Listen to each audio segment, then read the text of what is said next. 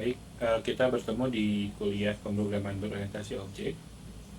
Di pertemuan pertama ini di tahun 2024, materinya adalah review pemrograman ya dari mata kuliah yang sebelumnya pernah Anda ambil ya. Nah, jadi ini ada ilustrasi dulu sebuah komputer. Ini mungkin komputer lama ya, zaman dulu kira, tapi secara komponen masih sama atau mirip. Di sini ada monitor ya, ada monitor, kemudian monitor tentu sekarang sudah makin tipis ya. Tapi monitor ini adalah alat output ya. Dengan printer juga sama, dia adalah alat output. Inputnya itu dari keyboard, dari mouse, kemudian di sini ada juga disk ya, atau tempat penyimpanan, diwakili dengan ada disk drive, ada floppy disk, ini disket ya, disket magnetik, kemudian ini ada CD-ROM, di dalamnya juga ada hard disk sebetulnya ya. Kemudian ada alat-alat untuk berkomunikasi, seperti sini ada modem gitu ya. Sedangkan speaker ini sama dengan monitor, dia adalah alat output ya. Jadi ini ya, komputer itu sebetulnya ya sesuatu yang memiliki sebuah benda gitu ya untuk pengolahan data gitu ya. Yang komputer itu sebenarnya punya yang pertama itu adalah CPU atau Central Processing Unit atau prosesor. Kemudian yang kedua dia punya memori ya. Ada memori ini yang dia sifatnya volatil. Jadi ketika sementara gitu ya, ketika dayanya mati, datanya akan hilang. Ada juga memori yang bersifat non volatil, ada disk drive, dan di sini ada hard disk gitu ya, ada floppy disk, mungkin zaman sekarang ada flash disk gitu ya, SSD segala macam gitu. Dan kemudian ada bus-busnya untuk mengalirkan di dalamnya, diatur oleh motherboard biasanya ya, chipset di dalam motherboard gitu.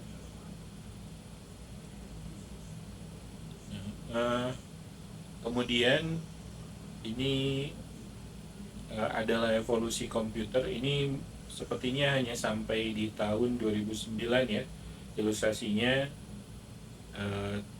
tapi 2009 sampai saat ini ya sangat sangat pesat, itu sudah 15 tahun ya sepertinya. Jadi dari di sini, kalau di sini dari tahun 75, sebetulnya komputer sebelum itu juga sudah ada, tapi mungkin bukan komputer yang kecil seperti ini ya, komputer-komputer yang besar yang memenuhi satu ruangan gitu. Kemudian kalau komputer-komputer kecil nih, contohnya ada IBM, ada Apple gitu, Commodore gitu, Atari, Apple juga, IBM. Jadi IBM itu adalah sebuah perusahaan komputer yang besar, dulu mungkin terbesar. Mereka banyak mengeluarkan produk komputer sebagaimana Apple. Kemudian di sini ada Atari, ada Commodore gitu ya. Ya sampai sekarang masih ada perusahaannya, tapi tidak sebesar dulu, tidak sedominan dulu lah, tidak sedominan dulu ya. Kalau Apple itu masih dominan. Microsoft di sini juga ada, tapi Microsoft itu fokusnya ke operating system dan software-software Office gitu ya. Walaupun mereka juga mulai mengeluarkan hardware komputer, ada Microsoft Surface namanya. Tapi kira-kira ya ini seperti ini. Kalau dulu itu sulit gitu untuk memprogram atau membuat program, untuk komputer tertentu. Itu belum tentu, ketika kita membuat program untuk komputer tertentu, belum tentu itu akan bisa, atau bahkan mungkin tidak akan bisa jalan di komputer yang lain.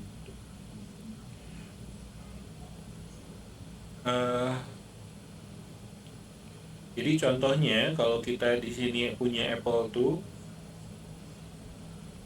itu kita bikin program di sana gitu ya, bikin program di sana. Kemudian kita mau jalanin di IBM gitu, itu kalau dulu nggak bisa gitu. Kalau sekarang mungkin ya beda, ada yang beberapa platform seperti Java yang akan kita pelajari itu bisa menjalankan aplikasi Java itu di beberapa operating system ya, karena mereka punya Java Virtual Machine gitu. Bahkan ya karena sekarang itu tidak terlalu banyak arsitektur komputer. Kalau dulu arsitektur prosesor itu banyak ya. Contohnya ya apa kalau yang masih digunakan sampai sekarang ya arsitektur x86. Tapi x86 itu baru munculnya mungkin di tahun 90-an gitu.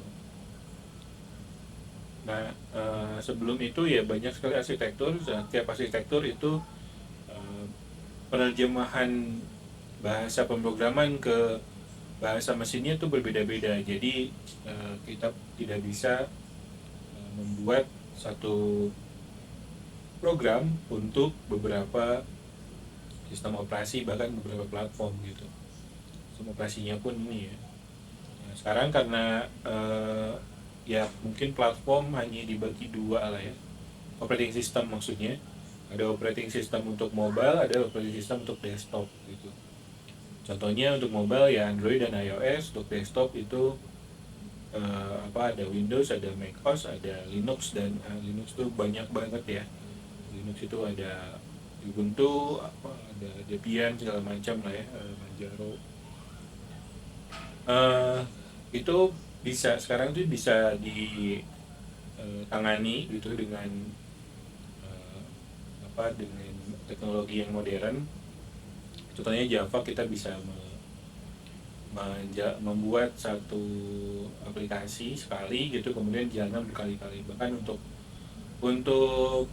CPU yang bukan x86 pun, jadi CPU itu sempat dulu kan banyak, kemudian x86 itu jadi satu-satunya arsitektur CPU yang bertahan.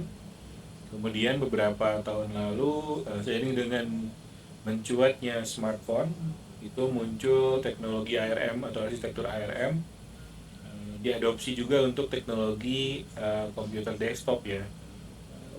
Contohnya untuk di single board computer ya, contoh seperti Raspberry Pi gitu. Kemudian ada untuk juga beberapa laptop itu sudah menggunakan chipset atau CPU dari Qualcomm Snapdragon.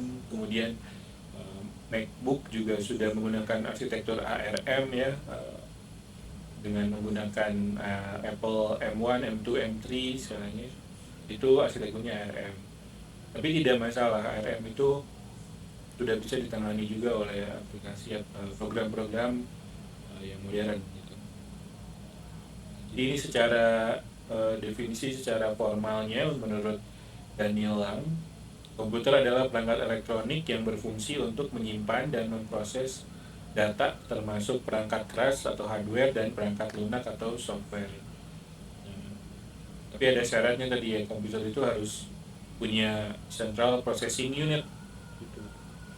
Kemudian punya memori, punya bus untuk menyalurkan atau mendistribusikan data ya, mengirimkan data. Ada perangkat keras, ada perangkat lunak tadi ya.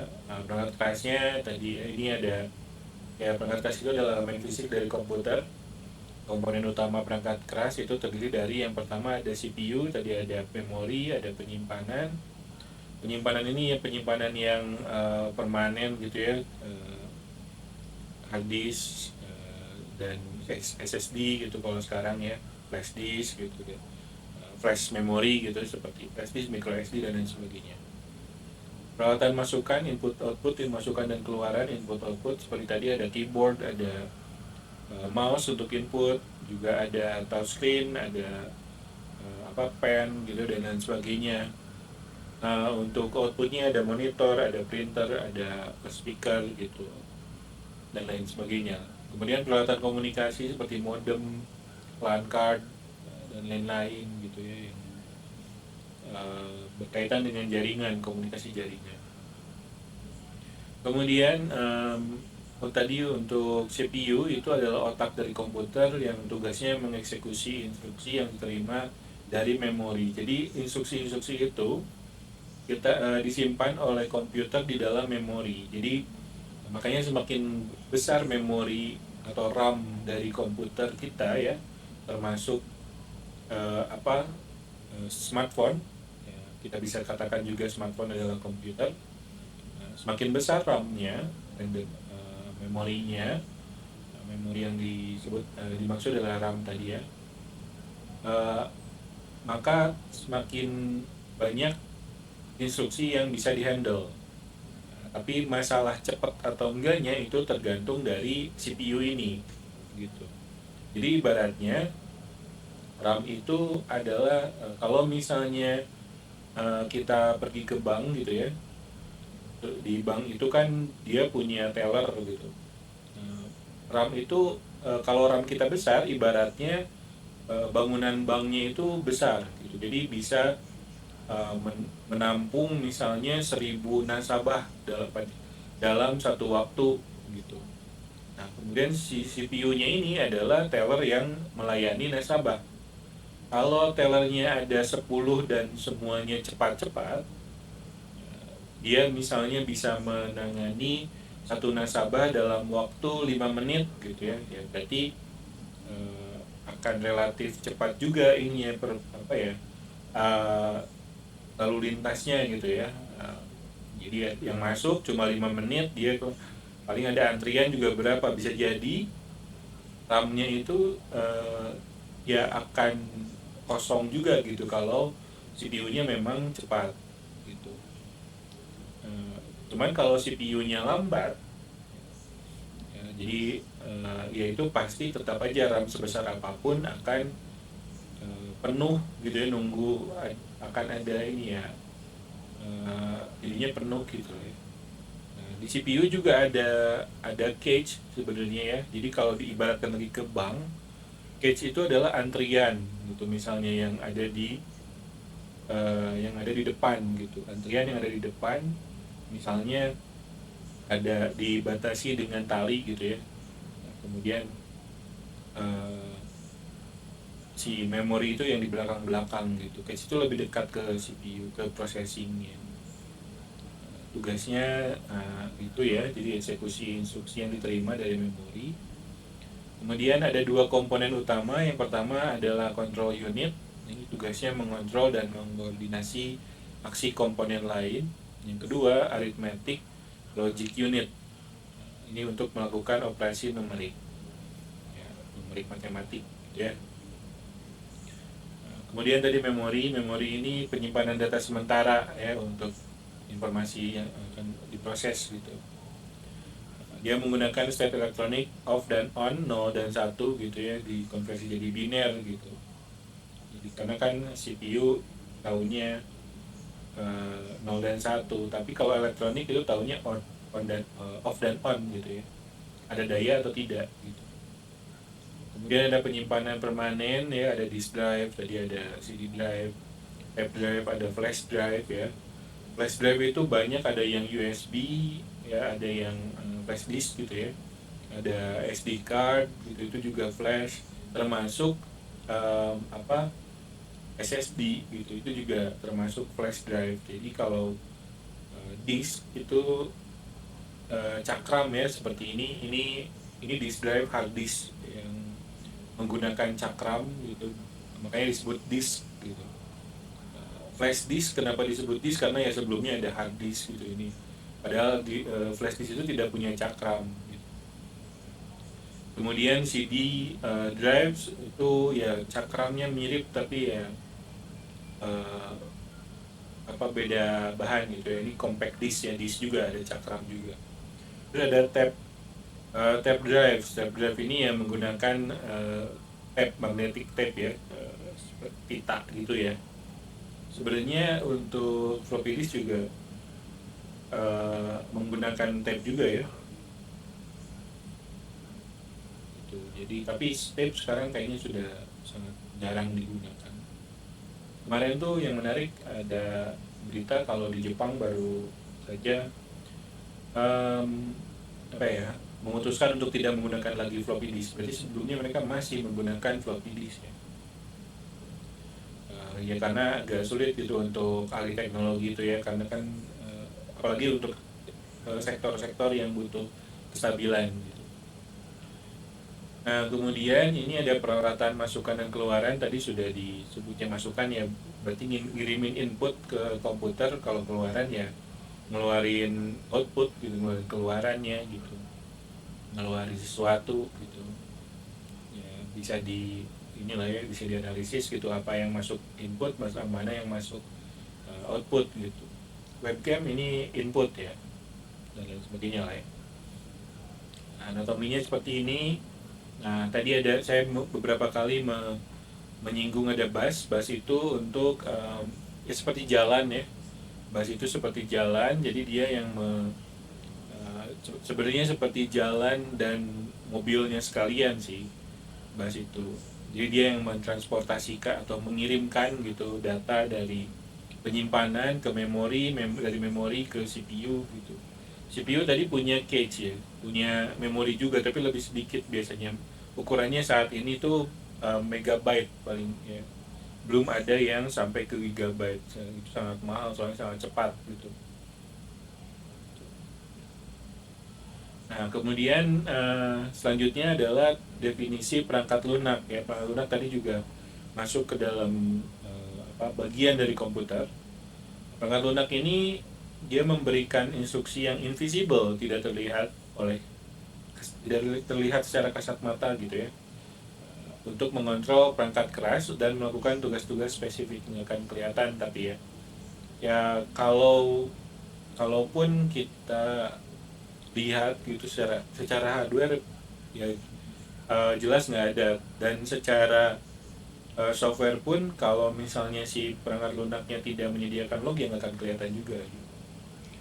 Perangkat lunak ini adalah urutan, kalau menurut Pressman ya, urutan kumpulan instruksi kode program yang punya tugas tertentu. Sebetulnya ada banyak definisi. Pressman juga punya beberapa definisi. Ada lagi perangkat lunak itu kumpulan kode program, kemudian data dan dokumentasi gitu. Itu yang cukup umum juga ya definisi gitu ya. Kemudian uh, ada pemrograman gitu. Kita kan mata kuliahnya mata kuliah pemrograman ya.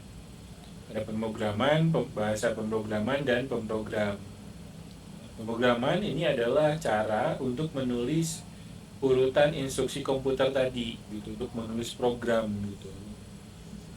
Kalau bahasa pemrograman itu ya himpunan notasi ya, bahasa itu yang kita gunakan untuk menulis program.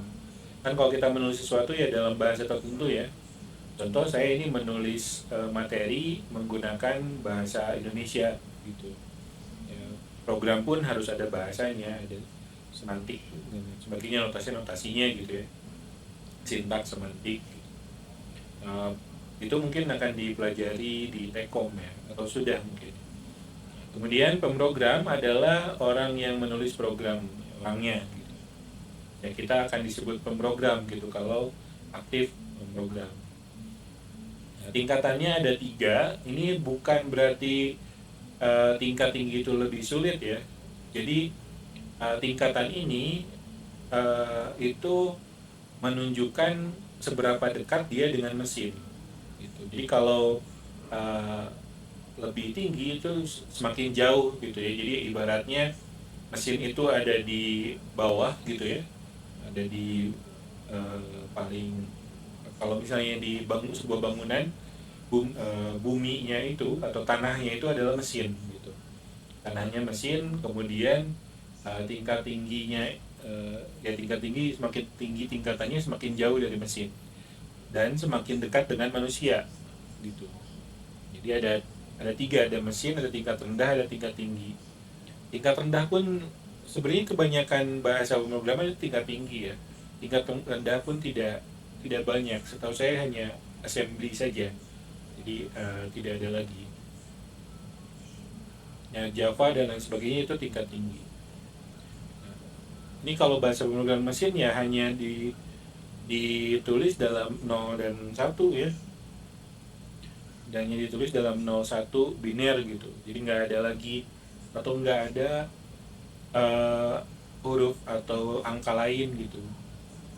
Ini kan jauh dari manusia ya, dekatnya ke mesin gitu, jadi sangat sulit digunakan untuk menulis, membaca dan memahaminya gitu. Tapi zaman dulu ini sempat terjadi pemrograman tuh ya harus menggunakan bahasa mesin gitu, karena belum ada bahasa pemrograman tingkat rendah atau tinggi gitu.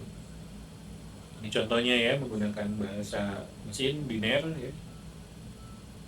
Kemudian tingkat rendah itu tadi assembly ya, bahasanya tahu saya cuma assembly yang merupakan bahasa pemrograman tingkat rendah. Saya tidak tahu apakah ada orang yang mempublish sebuah bahasa tingkat rendah tapi tidak terlalu terkenal gitu ya. Tahu saya sekali lagi hanya assembly. Assembly ini ya dekat dengan mesin tapi dia masih bisa dipahami oleh manusia. Gitu. Ada hurufnya lah ya. Nah, contohnya seperti ini, ada kata-kata add, li gitu ya. Kita bisa membuat variabel gitu dan lain sebagainya. Nah, ini masuknya low level, tetap sulit dipelajari ya. Ini untuk misalnya ini untuk menambah variabel T0 dengan T1 gitu. Ya, itu sulit ya. Nah, kalau yang ketiga, bahasa pemrograman tingkat tinggi. Ya ini banyak banget ya. Umumnya ini English like ya. Karena ya bahasa Inggris bahasa yang diakui secara internasional. Ya, apakah ada di selain bahasa Inggris? Ada gitu. Bahkan dulu Indonesian like juga ada. Ya, yang seperti bahasa Indonesia ada bahasa seingat saya itu namanya Toba, itu awal tahun 2000-an munculnya. Tapi sepertinya tidak di maintain lagi ya. Bahasa-bahasa lain juga ada ya, dan mungkin banyak gitu, tapi ya karena memang bahasa Inggris yang paling populer, jadi ya ada kebanyakan yang terekspos ke kita ya yang English like atau mirip dengan bahasa Inggris. Kemudian dia juga punya notasi matematika, ada tanda baca gitu ya. Tanda bacanya ada titik koma, kutip gitu ya, titik gitu. Nah, jadi dia menyembunyikan detail bahasa tingkat rendah, sebutnya kode program atau source code. Nah ini bahkan ini agak-agak luas sebetulnya ya klasifikasinya.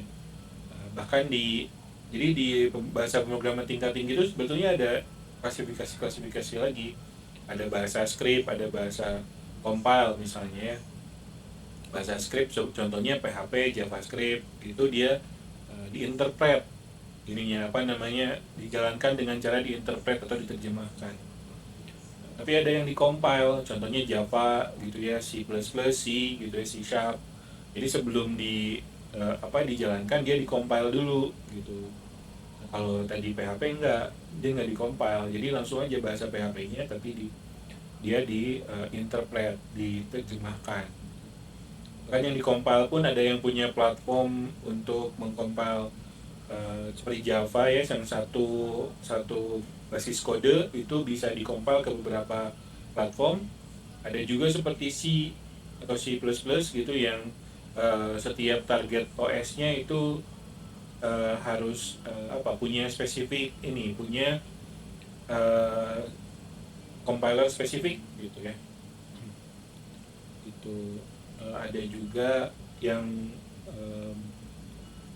punya compiler spesifik tapi tidak seribet C atau C++ gitu.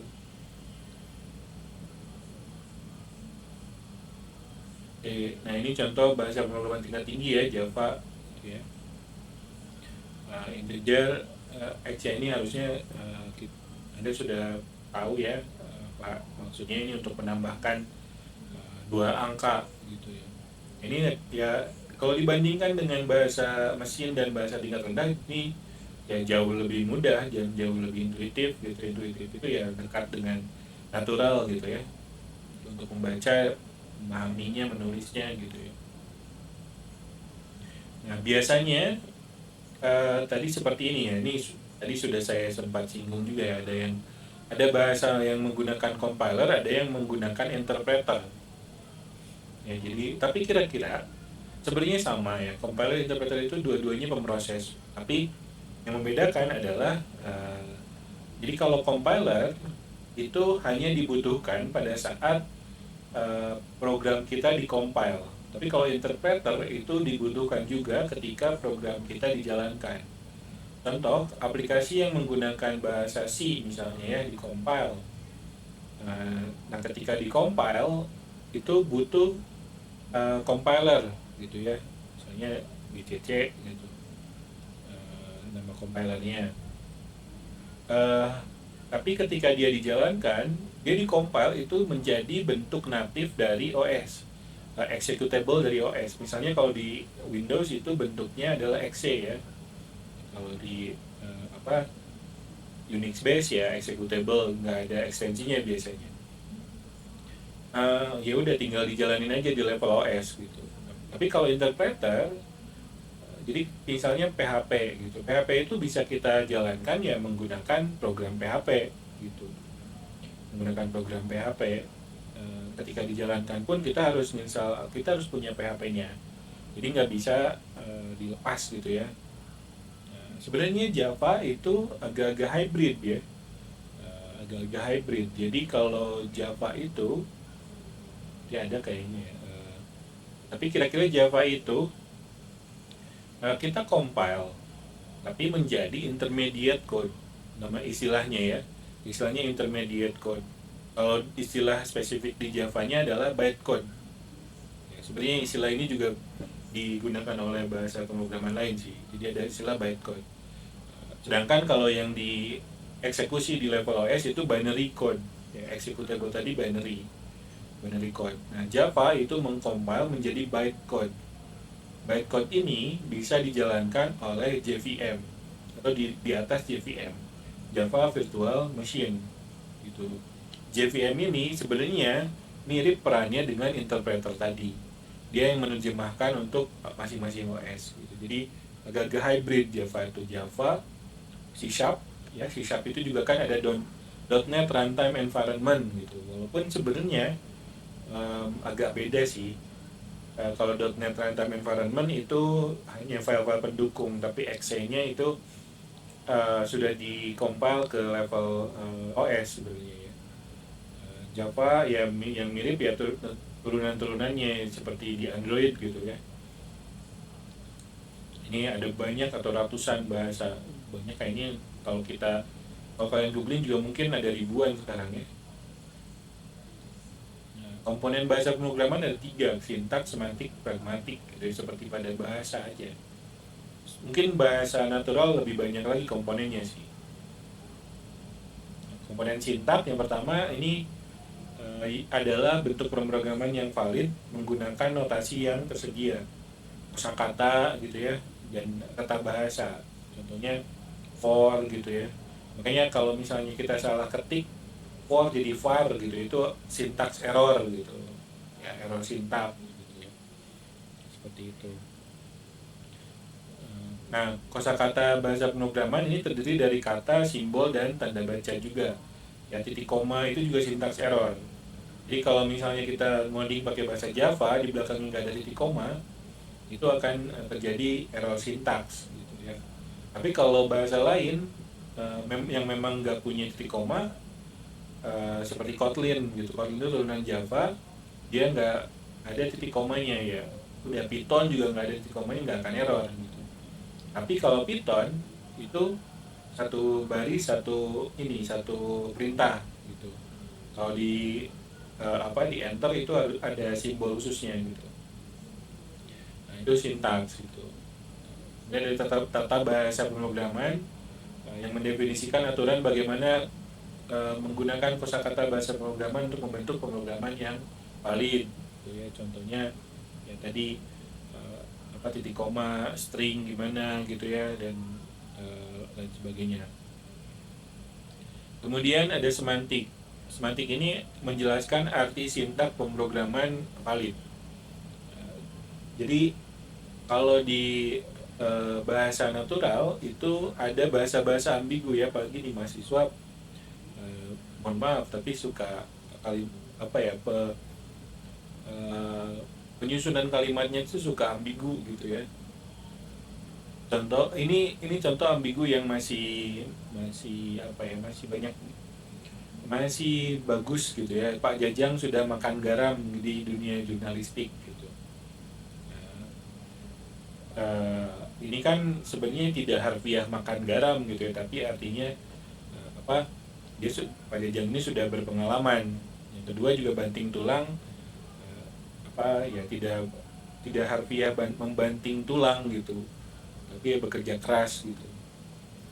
Nah kalau misalnya ini diterapkan komputer, itu akan apa ya butuh butuh sumber daya komputasi yang sangat-sangat tinggi gitu, sehingga bahasa pemrograman tidak ada yang bisa menginterpret atau mengkompil itu ya bahasa-bahasa yang ambigu gitu ya. Kalau sekarang mungkin ada chat GPT yang bisa mengerti ini, ya itu sebenarnya apa ya, karena ya nggak 100% juga gitu ya, kita nggak bisa terapkan itu di bahasa pemrograman gitu. Gitu. Nah makanya harus harus benar ya, harus jelas gitu. Kalau misalnya kita mau if ya if-nya jelas gitu, if bla bla bla ya. Makanya kalau di ujian pemrograman itu saya selalu ketat gitu ya, secara sintak semantik gitu. Kalau misalnya salah ya salah gitu.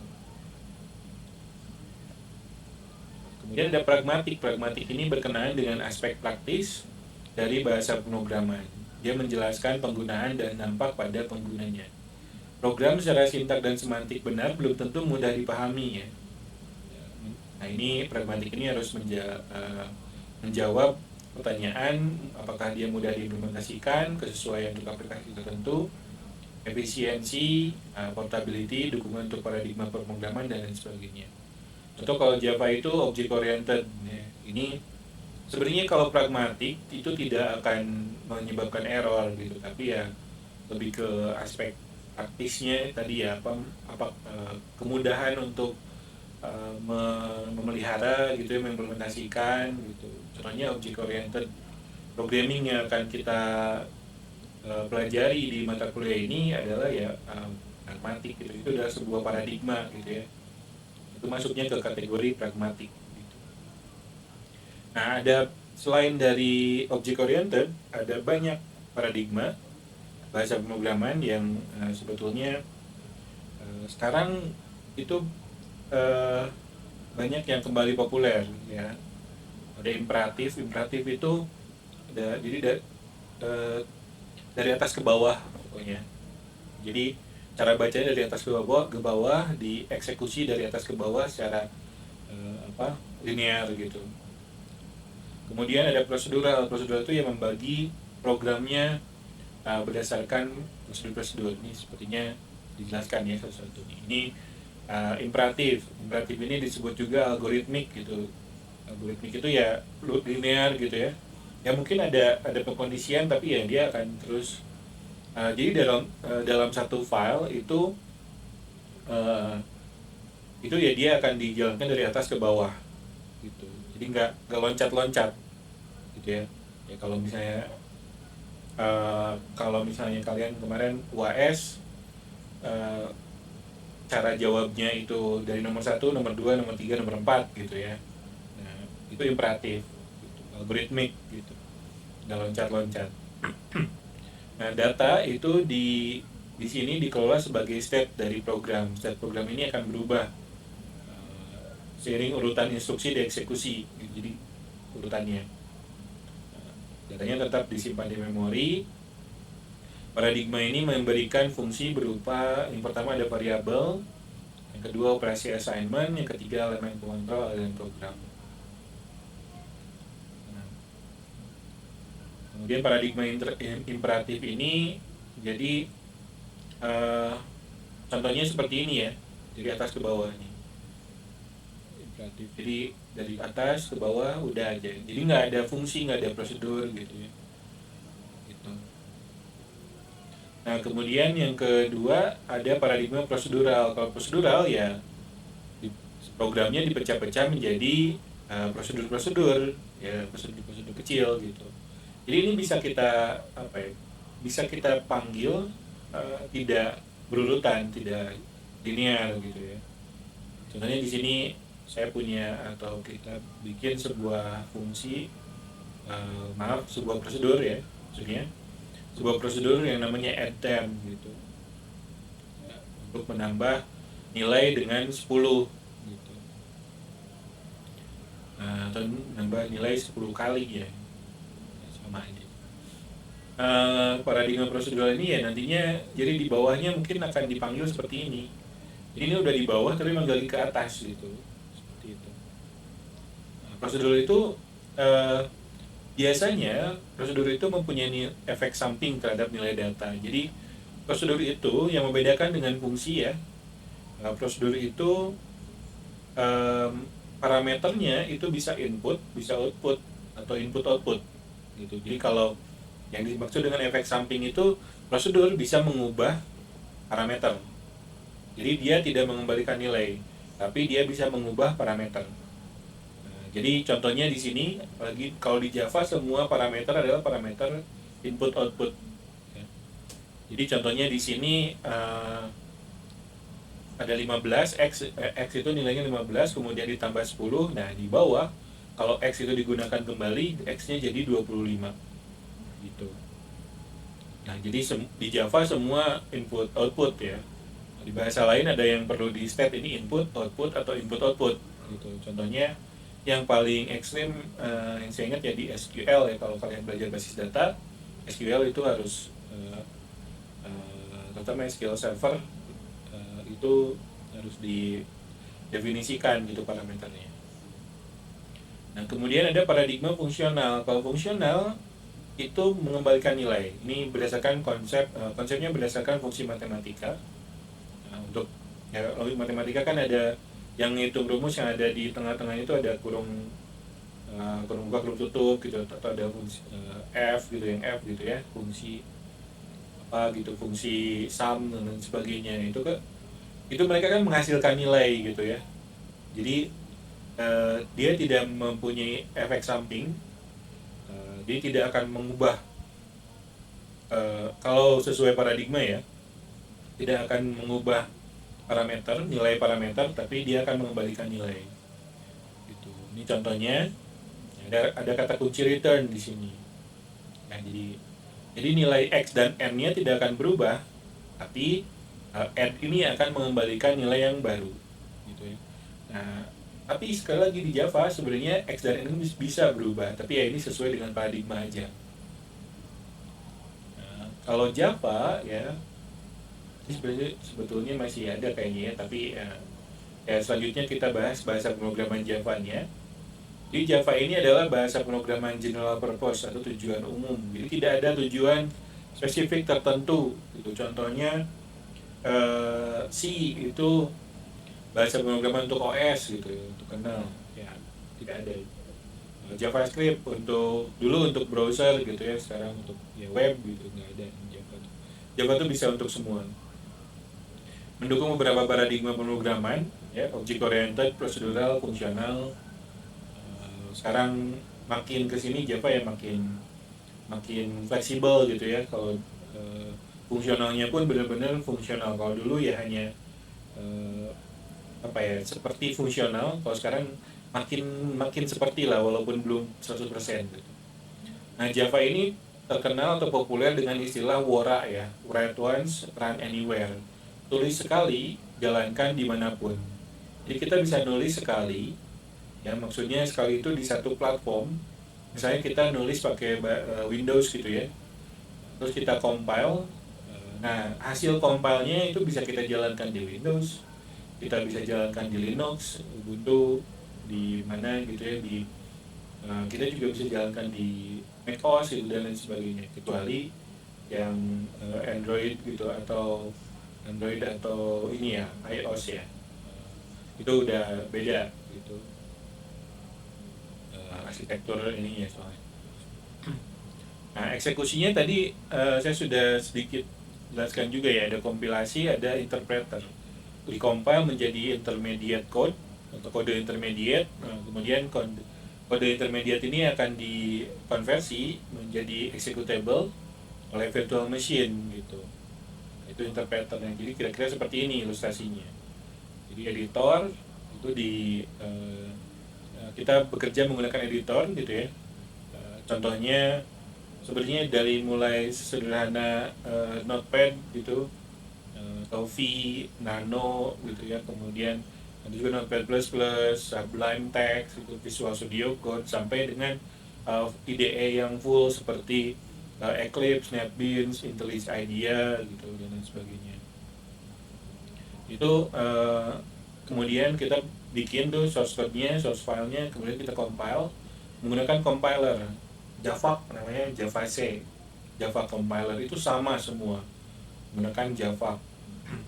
Kemudian compiler akan mengubah source itu menjadi class files, kemudian ditambah dengan file-file library yang sudah dikompil sebelumnya oleh pihak ketiga atau oleh Java. Dia akan dijalankan di virtual machine gitu. Virtual machine itu yang akan dijalankan di atas operating system. Jadi ini urutan eksekusi programnya ya. Jadi kita bisa membuka editor tertentu ya. Tadi bisa editor, text editor, bisa kode editor, bisa IDE gitu ya. Kita bikin program dalam bahasa Java, ekstensinya harus .java gitu. Kemudian di command prompt kita bisa compile menggunakan Java gitu ya. Dan eksekusinya menggunakan Java. Ini contoh ya. Contoh sebuah program Hello World di Java. Di sini ada, jadi di Java itu semua program itu dibungkus dalam kelas.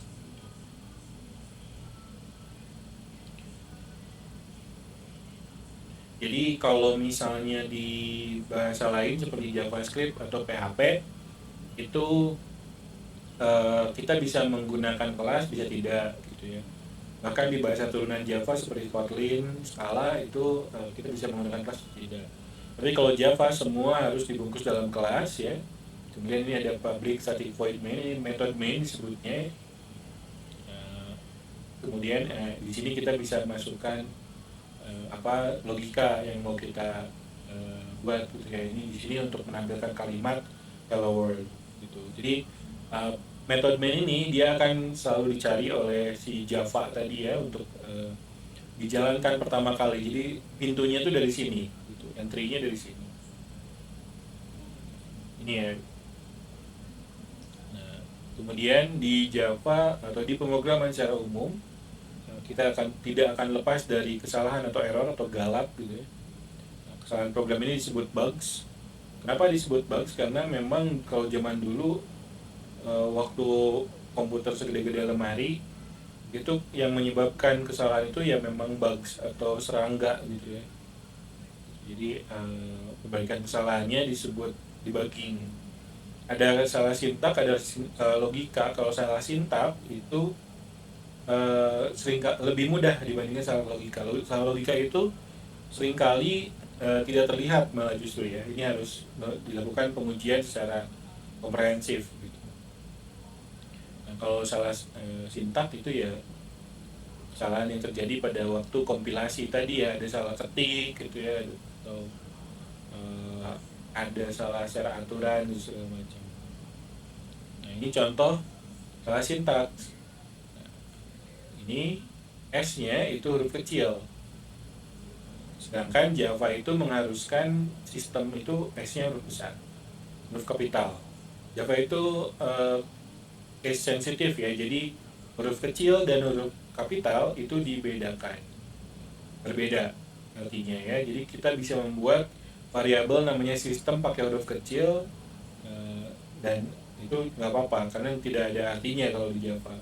Tapi kalau di sini dikasih dot out ya jadinya nggak nemu gitu. Selanjutnya kesalahan logika, ini ya ketika program dieksekusi dalam runtime ya. Compiler seringkali tidak menemukan error gitu. Kecuali kalau salah logika yang apa ya, tapi kalau compiler sih enggak ya. Kalau salah logika enggak. Tapi ketika dijalankan ya bisa saja program akan mengeluarkan error. Ada juga yang tidak akan mengeluarkan error tapi secara perilaku tidak seperti yang diharapkan. Misalnya tadi kita buat add tadi ya, fungsi add atau prosedur add ketika dijalankan ternyata hanya nambah 5 gitu ya. Nah itu salah logika, program nggak akan error gitu. Tapi ya nggak benar gitu, error nggak akan mengeluarkan error maksudnya. Ini contoh kesalahan logika. Ini contoh penjumlahan dua bilangan ya, bisa dilihat di sini penjumlahan. Nah, jadi ini adalah penjumlahan tapi malah dikurangi ya, itu kan salah logika ya. Nah, ini kan nggak kelihatan gitu. Nah, kemudian ya ini proses pengembangan software. Ini pertama kita harus understand the problem, kita harus memahami masalahnya. Nah ini mudah-mudahan bisa diingat sampai nanti ya. Kita harus memahami masalahnya. Membuat perangkat lunak, kalau yang saya perhatikan ya di TA atau KP itu sekarang itu kebanyakan ya udah lihat contoh, misalnya bikin aplikasi buat penjualan gitu ya untuk toko. Dilihat di toko tuh ada objek apa aja, ada benda apa aja, misalnya ada barang, ada penjualan, dibuat aja CRUD-nya gitu kan, enggak gitu. Tapi kita harus tahu dulu masalahnya, kemudian kita develop algoritmanya dan menjelaskan, kemudian diuji, ditranslate algoritmanya yang diuji, kemudian diterjemahkan menjadi Java, kemudian dikompil dan diuji juga di Java-nya. Gitu. Jadi harus tahu permasalahannya. Baik, seperti itu mungkin untuk pertemuan satu ini. Terima kasih.